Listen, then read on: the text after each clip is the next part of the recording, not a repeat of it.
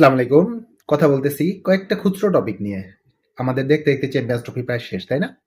Final ম্যাচটা শুধু অবশিষ্ট আছে এবং দেখেন ফাইনাল ম্যাচটা কিন্তু একটা ক্লাসিক ম্যাচ হতে যাচ্ছে। কিভাবে ক্লাসিক ম্যাচ? ১৯ এর বিশ্বকাপে আপনাদের মনে আছে কিনা ধোনির এন্ডিং হয়ে গেছিল ক্যারিয়ারটা এই একটা রান আউট দিয়ে নিউজিল্যান্ডের এগেইনস্টে সেমিফাইনালে। And that was tragic. অনেকেই ধোনিরকে ওই ম্যাচের হারার জন্য কালপিট হিসেবে মনে করেন, আমি ব্যক্তিগতভাবে মনে করি না, কারণ অন্যান্যরা আরো বাজেভাবে কলাপস করছিল এবং ধোনি প্ল্যানে ছিল যদি ওই সময় ধোনি রান আউট না হইতো তাহলে হয়তো বা ধোনি উইন করে যেত ম্যাচটা।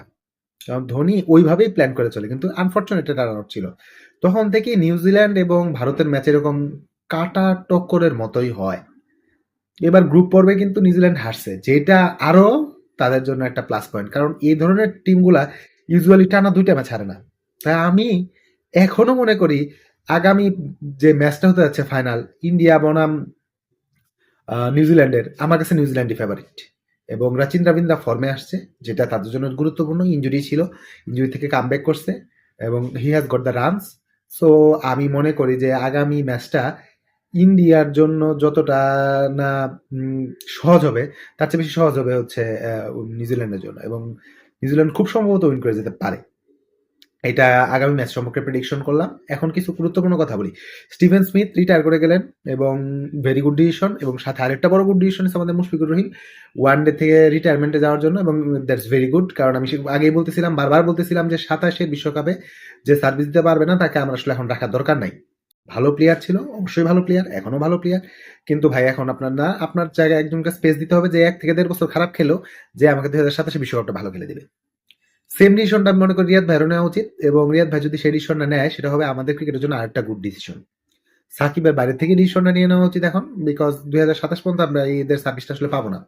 আর এই প্লেসগুলো তো শূন্য রাখা যাবে না, তাহলে এই প্লেসগুলো কে ফিল আপ করবে? আপনি জাকির আলীকে অবশ্যই ফিল আপের জন্য রাখতে পারেন। কিপিং ব্যাটসম্যান হিসেবে আপনি লিটনকে আরেকটু নারিশ করতে হবে। সো এই জিনিসগুলো যদি আমরা করতে পারি, আরো কিছু প্লেয়ার আছে আমাদের ওপেনিং এর জন্য। আরেকজন প্লেয়ার আছে জাকির, তাকে আমাদের একটু দেখতে হবে ওপেনিং এর জন্য।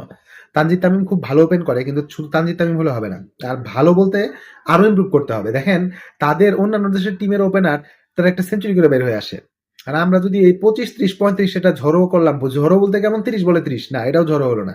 আপনি যদি 30 বলে 50 করে বা 45 করে আউট হন, সেটা ভালো। যে আপনি 10 ওভারের মধ্যে আমার একটা বা দুইটা উইকেট পড়ে গেছে, কিন্তু আমার রান হয়ে গেছে 80 বা 90, দ্যাটস ভেরি গুড। কিন্তু যদি আমি তা না করি এবং আমার উইকেট পড়ে যায় 2-3টা, তাহলে আমাদের ওই কলাপসের সম্ভাবনা যদি থাকে, তাহলে পরবর্তীতে টিম তো বল থাকবে কিন্তু রান করতে পারবে না। এই জিনিসগুলো আমাদের দেখতে হবে, আমরা আশা রাখি দেখবো, এবং এগুলো নিয়ে আমাদের ২০২৭-এর জন্য এখন প্ল্যান করতে হবে। আমি আবার বলতেছি, আমাদের মূল টার্গেট হচ্ছে ২০২৭-এর বিশ্বকাপ, এবং ২০২৭-এর বিশ্বকাপে অ্যাট লিস্ট আমরা যাতে সেমিফাইনাল খেতে পারি সেজন্য আমাদের আগাতে হবে। সেম প্ল্যানে আমি দেখতেছি আফগানিস্তান আগাইছে, এবং সেম প্ল্যানে অন্যান্য টিম যারা আছে তারাও আগাইছে। তো আমরা যদি পিছায় থাকি, এটা আমাদের জন্য খুবই খারাপ হবে। Still respect to Mushfiqur Rahim, উনি রিটায়ারমেন্টে চলে গেছেন এবং that's a very good decision. টেস্টে আরো কিছুদিন থাকুক। টেস্টে আমি মনে করি টেস্টে আমাদের টিম এখনো ওরকম স্ট্রং না, টেস্টে তাদের অভিজ্ঞতার প্রয়োজন আছে, কিন্তু ওয়ানডে থেকে তাদের সরে যাওয়াটা ভালো ডিসিশন ছিল। ধন্যবাদ, আবার কথা হবে কোনোদিন।